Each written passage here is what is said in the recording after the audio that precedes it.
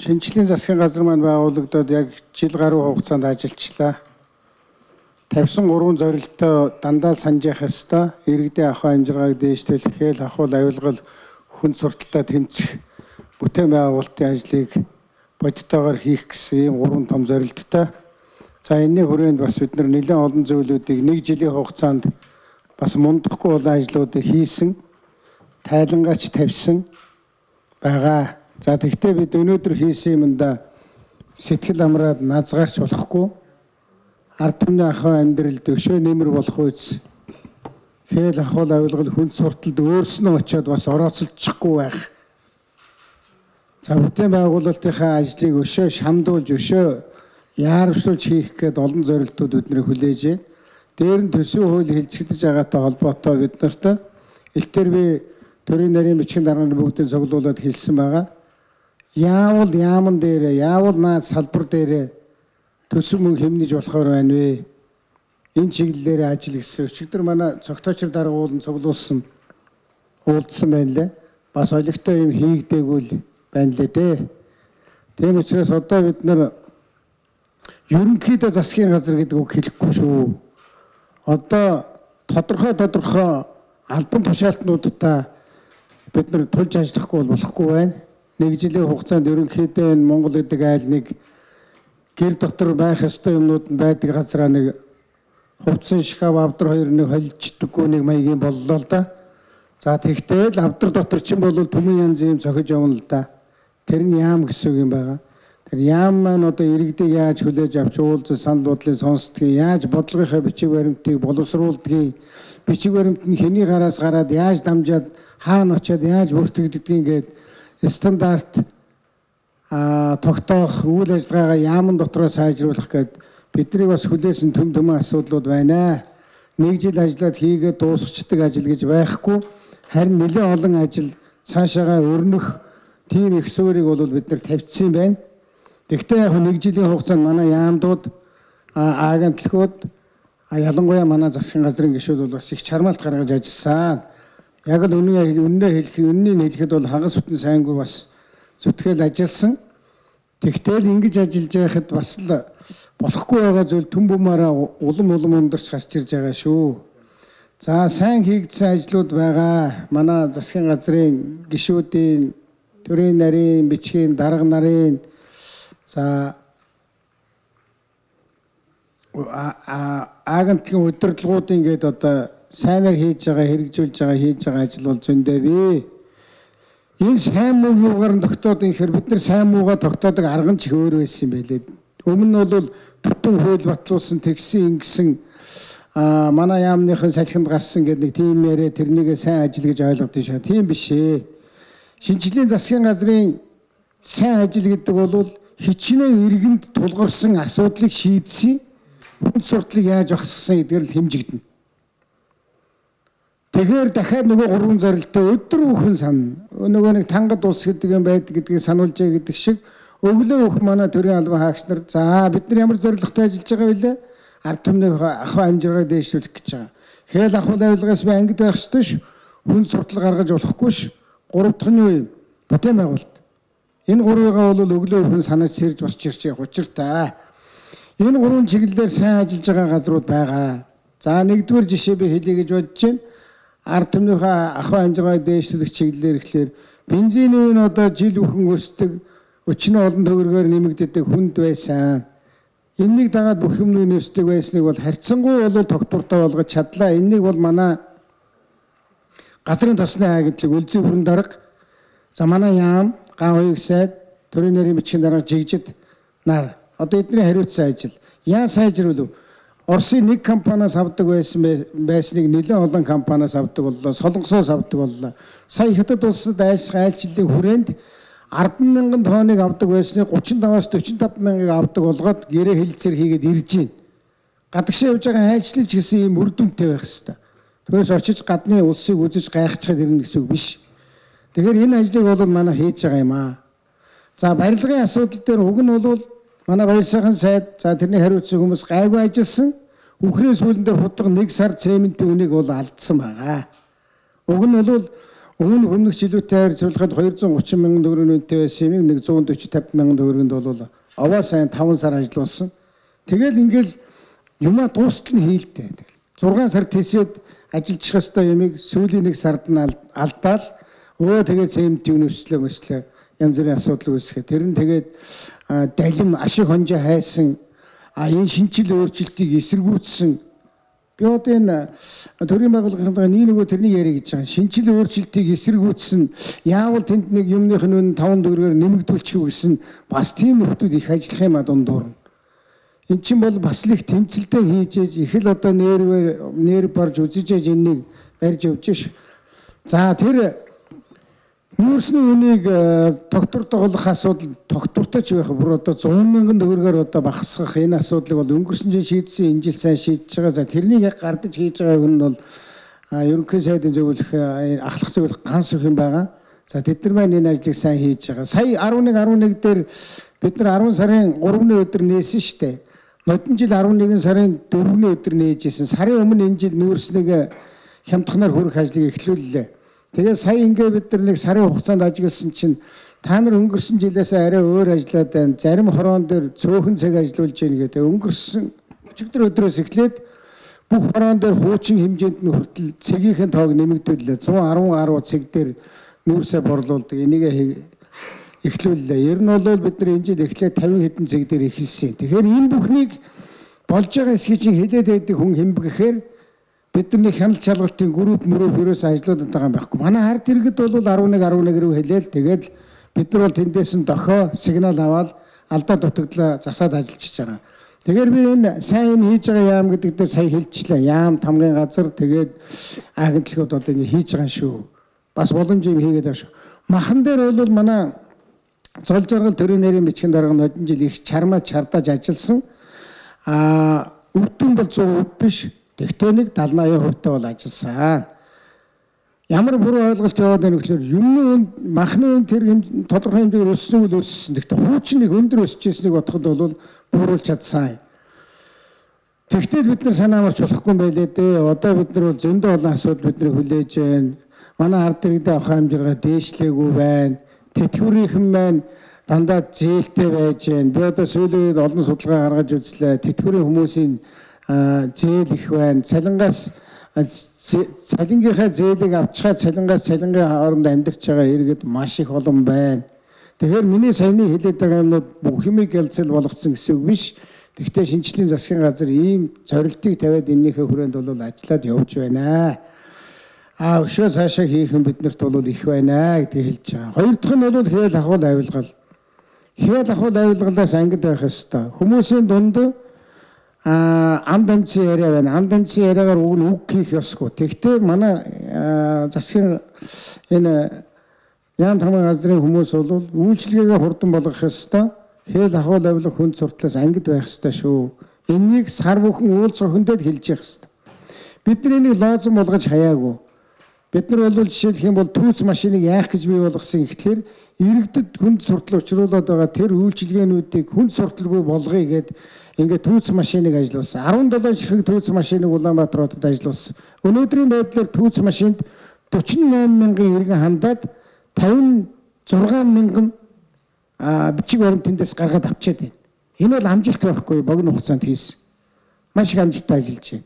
Одоо дараа нь бид нар энэ үйлчлэгээ хөдөө хүргэмээр байна. Одоо 28 ширхэг машин ирж байгаа. Түүц машин 28 ширхэг машиныг бид нар баг хангаа налаа 2 дээр нэгийг тавина. Тэгээд бусдыг нь бол аймгийн төвүүд дээр тавина. Энэ 11 сард багтаагаад ашиглалтанд оруулаараа гэж бид нар шахаж байгаа. Тэгэхээр 12 сарын 1 гэхэд манай аймгийн иргэд түүц машиныг ашиглаад одоо хорооны тодорхойлолт, иргэний үнэмлэхний тодорхойлолт, за тэгээд эд хөрөнгийн бүтгэлгээд маш олон зүйлийг бол түүц машинаас авах боломжтой болж байгаа. Ингээд төрийн хүнд суртал арилгахгүй байгаа. Өчнөө байгаа. Ялангуяа одоо сүүлийн үед 11 төв бусад газар хийж байгаас энэ яам хамгийн газар чинь хүнд сурталтай байна л гэж. Тэгэхээр цогтойчор дарга одоо засгийн газрын хэрэглэх газрын тэргүүн дэд дараагаар ажиллаж эхэлж байгаа. Одоо цогтойчор дарга энэ ажлаа авч сайн хиймээр байна. Тэр төрийн нарийнуудтайгаа ажилламаар байна. Энэ яамдын үйлчилгээ олон нийтэд хүрж байгаа ямыг өшөө сайжруулмаар байна. Бичиг баримт түрүү чи миний хэлдэг шиг олон юм бол янзалмаар байна. За шаардлагатай бол би уулзаж болж байна. Би үгнийг уулзсан байна. Та одоо энэ ажлыг гардаж хийгээд тэгээ сарын энэ 3 хээ дээр бол энийг бол хэлж явах хэрэгтэй. За ингээд сайн юм чинь би хэлчихлээ. Энэ чиглэлээр бол юм хийж байна. Эхний хоёр юм. Бүтээн байгуулалтын чиглэлээр ч хэлсэн бас чамлахаар чангатга гайгүй юмнууд хийгдэж байна. Тэгтэл 100% бас юм байхгүй. Энэ жил бид нар жишээлбэл бол 6 аймгийн замыг Улаанбаатар хоттой хатуу хөчлөлттэй замаар холбоё гэдээ ингээл ярьсан. За эндээс 3 4 нь бол орж байна. Цаана 2 3 нь бол орохгүй байна. Тэгэхээр эх 7 хоногт нэгд өдөр бол өмнө бүтээн байгуулалтын цаг байсан Чингис хааны төрсөн өдөр амралтын өдөр болчихж байгаа. Тэрний дараа бид нар ярий. Одоо яг Дорнот аймгийг холбоход хатуу хөчлөлттэй замаар холбоход яг бүх 70 болсон юм уу? 70 болсон бол хэдэн метр хатуу хөчлөлт дутуун бэ гэдэг энэ бүх мэдээллийг олон нийтэд гаргаарай гэсэн. Энэ дээр зам тээврийн яамных нь хин Батцаа дарга төрийн нарийн бичгийн дарга онцгой анхаарал тавьж ажиллаж засгийн газарт иргэдээс нуух юм байхгүй шүү дээ. Хийж чадаагүй юм чадаагүй л гэж шийдэл. Яагаад чадаагүй дээр харин дэвэн шинжилгээ хийгээд дахиж тийм алдаа гаргахгүй байхаар бид нар ажиллах хэрэгтэй. Ер нь арга хэмжээ ч гэсэн бид нар зарим юм дээр бол хариуцлага тооцож арга хэмжээ авч явахгүй бол болохгүй байна. За би ингээд сайн юмнуудыг хэлсэн. Одоо нөгөө ээлжид одоо жаахан таарах юмнууд руугаа бас орохгүй бол болохгүй нэ. За нэгдүгээрт бол нэг тааруу юм байгаа. Тэр бол манай төрийн нарийн бичгийн дарга нараас 1 жил ажиллахад одоо эхний хүн бол арга хэмжээнд орж байгаа. Тэр нь бол боловсрол шинжилх ухааны төрийн нарийн бичгийн дарга Булга Эрдэнэд бол засгийн газрын хурлаар оруулж арга хэмжээ авсан байгаа. Сайд төрийн нарийн бичгийн дарга, агентлагийн дарга, төрийн албан хаагч нарал үлгэрлэхгүй юм болоод хин одоо төрийн алба гэдэг чинь тэгэл за энэ нэг нь ингэж яадаг, нэг нь нөгөөдөгтэйг хуцуул гэж л байдаг, нэг нь нөгөөдөгтэй гар хурчил байдаг. Ийм алба биш шүү дээ. Энгийн иргэд бидний чинь базар мундаг хүмүүс байгааг хараа сууж байгаа. Тийм учраас алдаа дутагдал гаргаж байгаа ийм юмтай засгийн газар ерөөсөө эвлэрэхгүй шүү. Янз бүрийн үнийг та нар бултуулаад булзааруулаад өнгөрнө гэж байгаа бол тийм юм бас байхгүй шүү. Тэгэхээр бид нар бол энэ дээр бол арга хэмжээ авч байгаа. Энийг бол би дахин анхааруулад хэлчихье. Энэ төрийн нарийн бичгийн дарганыг би бас согтоочны даргад хэлж гин өчигдөр цуглуулсан хагас нэрээгүй юм ярьж гин. Гэхдээ байн цуглуулад ээж хэрэггүй л дээ. Би нэг 7 хоногт нэг тийм цагтаа болоод аль алиндээ төвөгч хэрэгдлэгөө хуваарьт нь орцсон. Тэгээд нэг юм хамтарч ажилладаг механизм гаргачихвал яасан бэ гэж. За засгийн газрын хэрэглэх газар дээр хуучин нэгэн үйл явц дарга танаа нэрчих урт юм байлаа. За хэл хяналт, шалгалт, үнэлгээ, дотоод аудит гэдэг нэг ийм газар байгаа. Дарга нь энэ оюун засаг дарга. Эднийхийг бид нар арай нэг өөрөөр болгож байгаа. Энд чинь Монгол улсын засгийн газар байна да. 11 болоод янз бүрийн байдлаар бид нарт болж бүтэхгүй байгаа юмны тухай мэдээлэл их ирэх. Тэгвэл бид нар ирсэн мэдээлэл бүрийн хойноос хөөцөлдөггүй давтагдаад байгаа. Үнэхээр олон талын сувгаар тийм байгаа гэдэг нь бол яригдаад байгаа. Тийм зүйл рүү бол манай энэ оюун засаг даргын толгойлж байгаа энэ газар бол явж хяналт шалгалт хийж байгаа шүү. Хэдэн жил дэнзэн дарга байхдаа нэлээд хяналт шалгалтууд хийсэн. Тэгээ хяналт шалгалтанд их дургуун байлаа. Бүр давхар хяналт. Тэгтээ бид нар тэр хяналт шалгалт хийгээд байдаг газруудын хяналт шалгалтыг бид дахиж хийхгүй. Бид нар тэдний ажлыг бол хийхгүй. Тэгтээ хяналт шалгалтын хяналт шалгалтыг бол засгийн газар хийнэ. Хийсэн хяналт шалгалтаар юу хэлэрснийг та нар мэдж байгаа шүү дээ. Маш олон агентлагууд бол маш их хэмжээний мөнгийг гадаадд өгдөг. Байрны дэвшлэг гэж өрдөг. Зарим одоо төрийн банкны нөхдүүд бол ямар ч хүндэслэлгүйгээр ашигтай ажилласан гэж хэлээд мөнгө хувааж авсан гэж. Тэгэхээр энэ бол мөнгөтэй яригдаад өнгөрчихөж байгаа зүйл биш шүү. Ийм юмн дээр бол манай хяналт шалгалт бол цаашдаа ажиллана. Зөвхөн Улаанбаатарт биш, аймагуудад ажиллаж байгаа шүү. Аймагуудаас ирсэн санал хүсэлтийн дагуу сумдад хүртэл одоо өчнөө маргаан. За энэ нөхөр маань одоо сумын хөгжлийн санд ирсэн 200 сая төгрөгийг ерөөсөө ингээд танил талдаа өгөөд өөрийнх нь намайг хүмүүст өгчээд байх юм аа. Тиймэрхүү юмд 11 ирж байгаа. Тэгэхээр бид нар 11 дээр ирж байгаа. Энэ яамттай ирж байхад би засгийн газрын хурал дээр сайд нарт бол анхааруулсан байгаа. 11 гэдэг төвд бол сая 1 жилийн хойно болсон нээснээс хойш. Тэр үеэр хамгийн сайн хариулт өгдөг яамд агентлагуудыг бид нар тодруулж үзэхэд хамгийн сайн хариулт өгдөг яам бол боловсон шинжилгээ ухааны яам юм байл. 11 төвд хариулт өгдөг. Бүртгэлийн газар юм байл. Хамгийн муу хоёр газар тодорсон шүү дээ. Нэг нь цагдаагийн ерөнхий газар. Баахан асуудал ирдэг юм байна л дээ. Тэнд хариулт өгдөг. Нөгөөх нь одоо юу гэдгүүлээ цахилгаан түн шилжин хүчний яам гэдэг юм. Тэр яс яам биш юм. Одоо энэ Улаанбаатартай холбоотой дулаан цахилгаан гэсэн тэр асуудал юм байлээ. Тэр л бас олигтой хариулт өгдөггүй. Ийм хоёр юм бол хамгийн муугар тодорсон. Нөгөө хоёр газар нь бол хамгийн сайнаар тодорсон юм шүү дээ. Тийм учраас би төрийн нарийн бичгийн дарга нар сайд нар бол ямар 11 асуудал руу бүгд рүү оролттой биш. Тэгвэл би сайд нартаас хэлсэн. Ерөнхий сайдын ажлын алба бол 2 дахь 4 дахь өглөө дандаа 11-д ерөнхий сайд руу хандсан юм. Нэг хүчлэг үздэг юм аа. Та нар ч гэсэн нэг хүчлэг үзээд наадуулаа хариуцлагажүүл гэсэн ба. Тийм учраас та бүхэн энэ дээр бас сайн ажиллаарай гэж хэлье. За ийм одоо бас алдаа дутагдлууд байна. Одоо энэ нэг яамтай холбоотой хүн сурталын юм их яригдчихэв. Зөвхөн дарга одоо энэ дээр үнэхээр өөрчлөлт хийх хэрэгтэй байна. Иргэдэд хандаж байгаа хандлага нь хөшөө хойрог байна. Бичиг цаасанд өгж байгаа хариулт алга байна.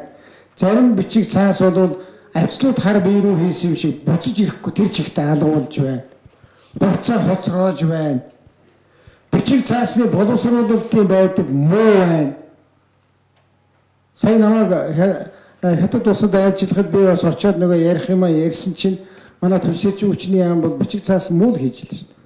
Зүүн хойд Азийн эрчим хүчний одоо асуудал төвөгтэй байгаа сэтгэл загнууж гэж юм бичиж байгаа. Тэр юм биднэрт ямар хамаа Монголынхаа ямиг ярих хэрэгтэй шүү дээ. Юу ярих хамаагүй байна.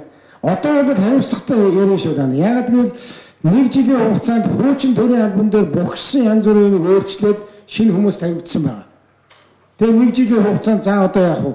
Шинэ хүмүүс байна. Сурхан сураг дадхан дадаг гэж одоо нэг жилийн хугацаанд харсан. Одоо бол энэ чадаж ийм үү гэдгээр л бол юм асуудалд бол бид нар ханднаа. Түүнээс биш одоо дахиад сургадаа, өшөө сураад авах гэдэг ийм юм бол байхгүй шүү гэдэг та бүхэнд хэлье. За хоёр хэсэг дарахта хяналт техник бид нар бас өрөөндөө хүлээж авч сонссон их олон төрлийн юм ярьсан. Би тэр бүгдийг нь бол хэлээд бас хэрэггүй төсөв хөрөнгө оруулалтын төлөвлөлт, зохион байгуулалтын доголдол, яамдын хүн суртал гэдэг маш олон юм байна. Энийг хин цогтойч дарга дээр цуглуулаад та нар энийг ярих хэрэгтэй. Одоо энэ их урт юм чинь хэлээд яах вэ гэж бодоод ингэж байна шүү дээ. За ийм зүйлийг би товчлоод хэлье. Одоо ойрын үед биднэрт юу тулгарч байгаа вэ гэж 11 сар гэдэг бол 12 сар гэдэг бол биднэрт бас хийх ажил нэлээ их сар. Ялангуяа одоо энэ 11 сарын эхний 15 гэхэд бол манай төсөв батлагдах учиртай шинэ оны төсөв. Сая бол төсвийнхаа тодтолтын нэг юм батллаа. 15 оны төсөв бол үнэхээр нөгөө дундлын нөхдүүд баахан мөнгөний нэмээ бичсэн учраас маш хүнд төсөв байгаа. Хүнд төсвийг бид нар одоо авилгацсан гэж хэлсэн чинь одоо тэрнийг тойрч баахан ярьлаа. Ярьж авилгацсан гэдгийг ойлголцох шиг боллоо. Тэр нь бол 200 саяар босох ёстой юм бол 4 жил яваад 2 тэрбумаар босохгүй байгааг л хэлээд байгаа ш. Авилгацсан гэдэг чинь. Тэрний цаана хэн байгаа? Би чулуухан хэлий. Зураг зохиож байгаа нөхдүүд. Зургийг дагуулад төсөв зохиож байгаа нөхдүүд. Тендер шалгараад ажил авсан нөхдүүд. Тендер шалгаруулад ажил өгсөн нөхдүүд. Нэг тийм олон хүн хайгаад байх юм байхгүй. Ийм нөхдүүдийн гараар орж 200 сая төгрөг 2 тэрбум бүтлээ өсөж байна. Энэ дээр ямар нэгэн улс төржөөд адын нам авчсан юм билэг маргаад байх юм ерөөсөй байхгүй. Энэ бол хэмбэргаан засаг барьжаас хамаарахгүйгээр явдаг байсан хуучин тогтцоог бид нар халах тухай ярьж байгаа. Тэрнийг бол талдалдаа ойлголцсон. Одоо энийг шинжлэе, энийг өөрчлөе. Энэ хуучин тогтолцоогоор явах юм бол бид нар шинээр босгодог объект байхгүй. Яах юм бэ? 200 саяар босч ирсэн бол бас цаана байгаа тэрүүн гаруй төгрөгөөр чи бид нар олон объект бас байхгүй шүү дээ бүгдээ наа. 64 төгрөгөөр 10 байшин барьдаг, 20 байшин барьдаг байсан чи одоо ерөөс 2 байшин барьна гэж. За одоо энэтэй холбоотойгоор бид нар яасан гэхээр тагнуулын ерөнхий газрын баригдаж байгаа байшинг бид нар бол нэмж барихгүй гэж үзсэн. Нэгдүгээрт өндөр өртөгтэй 23 төгрөгийн өртөгтэй нэг агентлагийн байшин 23 төгрөгөөр босгох гэж байна. Ард түмний ахуй амжиргааг олигтой дээшлүүлж чадаагүй байхад 23 төгрөгөөр бид нар байшин барьж яадгийг. Хоёрдугаарт захын хажууд аваачиж тагнуулын ерөнхий газрын байшинг бариад эхэлсэн. Байршил бол үндсээрээ буруу. Гуравдугаарт одоо байгаа талбайнаас нь өчнөөнийг хумслаа жижиг болгоцсон. ийм байшин бариад тэнд тэр тагнуул ороод ч үйл ажиллагаа явуулах боломжгүй. Бүх нөхцөл ажлын нөхцөл нь хангагдахгүй. Дөрөвдүгээр нүүлгээ шилжүүлэх юм бол маш их хэмжээний одоо нөгөө тоног төхөөрөмжийн сүлжээмэлж олон юмнаас эхлээд өчнөө зардал гарна. Тэмээн дээр ямааны гарлага гарна. Тийм учраас бид нар бол тагнуулын ерөнхий газрын байшин одоо цаашаа гүйцэж барихгүй. Энийг яах юм? Тэгээ яах юм? Дутуу хоёрын хооронд 10 гаруй тэрбум төгрөг хийгээд одоо энэ дуудлага худалдаагаар оруулаад зарна. Яамдын төрийн нэрийн бичгийн даргамт хэлсэн ш та нар бас ийм юм ялгаад ирээ. Ер нь бол энэ төрийн байшингууд барихаа одоо политик. Энийг зогсооё. Манай засгийн газар ихлэ зогсооё. Тэгэл янз бүрийн байдлаар тийм жижиг юм яриад нэг салбарын ашиг сонирхол яриад байшин барих гэж тавхиад. Одоо манай шинжлэлийн засгийн газар байшин төрийн байшин барьж байгаа нэртэй мундаг юм барьж байгаа нэртэйгээр төсвийн хөрөнгийг авилгачдад өгдгийг зогсооё. Яг л ийм юм бол хатуу хэлье. Зарим юмыг би бол заримдаа хатуу хэлждэг. Хатуу хэлэхээр одоо их эсэргүүцлийг хэрдэг юм байлаа. Ирсэн ч яах вэ? Тэгтэл энэ бол ард түмний хөрөнгийг бол ийм хэрэгтэй хэрэггүй юм хэдэн хүнийг кармаар руу хийдэг юм руу бол огт өгөхгүй шүү л гэж бодож байна. Цогтойчны дараа дахиад маргааш ахсаад засгийн газрын хурлыг хийнэдэг. Нэгдэхэд амарч хоёр дахь цуглуулаад уулз. Би өөрөө оролцсон. Төрийн нэрийн бичгийн дарга нар дахиад суу наадах дээр юу хэмнэж болж байгаа. Тэр байтугай би төрийн нэрийн бичгийн даргаыг цуглуулад хуучин хараа манай сангийн яам намайг байхад тэнд багтаад байсан. Одоо та нар өчнөө олон давхар болчиход багтахгүй маа. Наадахаа дахиад нэг үзээтгэж гисэн. Гэтэ ганцхан сангийн яам биш. Бусад яамдаг ч гэсэн. Яавал бид нар төсөв хөрөнгийг хэмнэж болохоор байна. Яавал нэг өрөөндөө ингээ багталцаа сууж болохоор байна. Хэд хэдэн байшин чөлөөлмөр байна. Хувийн хөвсөлт гаргаж худалдмаар байна. Тэндээс орж ирсэн мөнгөөр нэг сургууль нэмчмээр байна. Нэг цэцэрлэг нэмчмээр байна. Ийм асуудлаар одоо юмд хандаад өгөөч. Энэ шинжилгээ өөрчлөлт гэдэг чинь нэг хэлээд юм уу нэг жил бол хэлээд бол хэрэгждэг юм байна шүү гэдэг та бүхэн дахиад хэлье. За энэ сайн бэлэг дараа намайг засгийн газрын хуралдаанаар оруулж хэлцүүлээд хойшлуулсан дахин оруулах шаардлагатай асуудлуудыг сануул гэж байна. За энэ бол явж байгаа. Бид нар засгийн газрын хурлаас түүхийн асуудал гаргахгүй тул түүхийн асуудлыг бол хойшлуулдаг. Зарим яамны асуудал 6 удаа бүтсэн байгаа шүү. Тэгэхээр наад асуудлынхаа боловсруулалтыг сайжруул. Агаас мод төлөвлөлт хийгээд оруулаад ирдэг юм. 1 метр куб мод ямар үнэтэй вэхээр тэр яамны нөхөр мэддгүй юм. Тэг чи тийм байж юу? Ямар ч амьдрал байхгүй. Амьдралаас тасарсан. Тэнд одоо хард иргэд 1 метр хурдлаа хэдэн төгрөг хөдөлж байгааг мэдэхгүй мөртлөө энэ мөнгийг төд болгох нь зүйтэй гэж орж ирдэг баг. Ийм амьдралаар тасарсан юмнаас салцгаа. Өчигдөр үеийн бас нэг яамны хэдэн хүнтэй суулаа. Бид нар нэр өндөө амьдралаас тасарчаад байна. Хогны асуудал ярьж байгаа. Бас л амьдралаас тасрах юм биш. Хөө бол хог юм аа. Аюултай хог юм аа. Яндангийн хөө. Гэхдээ 180 мянган айл Улаанбаатарт амьдарч штэ. Чи тэгээ наадах яаж шийдэх юм бэ? Тэр учраас энэ яамнаас оруулж ирж байгаа тэр 6 буцаад байгаа асуудал шиг асуудлууд яг буцаад байгаа гэхээр ийм энгийн асуултанд хариулж чаддаггүй. Асуудлыг засгийн газарт оруулахдаа энэ асуудал дараа нь иргэнд яаж очиж тусах уу гэдгийг ерөөсөд тооцдоггүй. Зөвхөн нэг юмыг төдөө нэмэгдүүлнэ. Төд дахин болгоно, өд дахин болгоно. Өчигдөр хэлбэрийг 66 дахин нэмэгдүүлнэ гэж оруулж ирсэн учраас бид нар бүтэн 6 сар хийсэн. Гэхдээ яахаараа 66 дахин бэ? Ингээд бол өчнөө ажиллаж сая нэг янзлаа.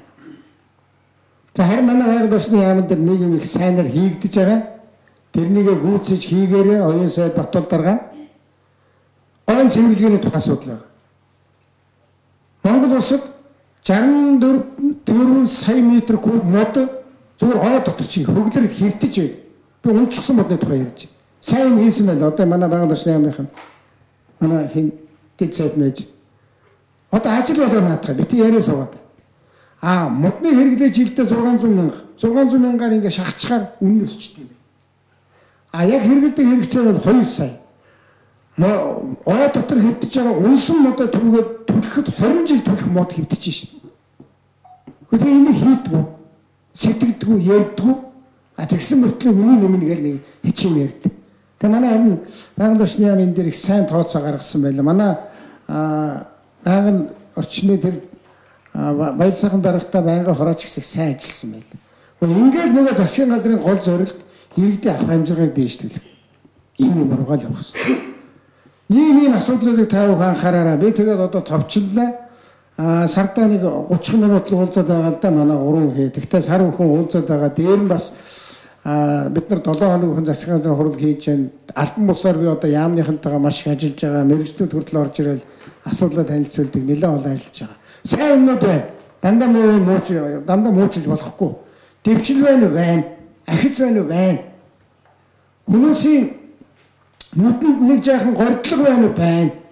Тэгтээ унтрахад амархан байна шүү. Яагаад унтрахад амархан байна вэ гэхээр бид өөрснөө өшөө хичээж ажиллах хэрэгтэй. Хоёрдугаарт болж байгаа юм чинь болохгүй гэж харагдуулдаг маш тийм олон арга хэрэгслүүд байдаг юм байна. Тэгтээ хүнийг муулаад яах вэ? Өөрснөө хичээ, яам тамгын газраа наад ороход өөрөө танхим, гаднаас орж ирэхэд эргэлдөө харддаг харц олон юм өөрчилж ажиллаа. Хоёр дахь жил бол биднээс хоёр дахин илүү ачаал шаарддаг шүү. Салан задгаа өшөө амар хэлбэр байдалтай явна гэж бол бодолтгүй. Тийм учраас өшөө хэдүүлээ хичээ зүтгэж ажиллана. Нэг 4 жил чардагаад ажиллахад бол Монгол орны нүүр царай их өөрчлөгдөн. Манай хүмүүсийн нүдэнд байгаа тэр гунгийн харц бол их өөр болно. Маргаашд итгэл нэмэгдэнэ. Төр засагтаа итгэл нэмэгдэнэ. Монголын төр засагт итгэл шалан дээр л унтсан байгаа шүү дээ. Дандаа нэг тийм хээл авал авдаг авилгач нь гарч ирэнгүүтээ өөрснийхөө ахуй амжиргааг дээшлэхийн тулд ажилтдаг хүмүүсийн цуглуулга гэдэг бүр ингэж ойлгоцсон. Олон жил тогтцсон. Олон жил тэрний баталгаажуулсан. Ийм үнийг нэг жилийн дотор бид нэр өөрчилж чадахгүй. Тэгвэл манай энэ төрлийн албан хаагчид бүгдээрээ энийг ойлгоод энэний төлөө ажиллахад бол бид нар бас богинохон хугацаанд энийг бол өөрчилж чаднаа гэдэг та бүхэнд хэлье. Тэгээд амжилт хүсье. Баярлалаа. Одоо нэмж хэлэхэр хүн байна уу? За зөвхөн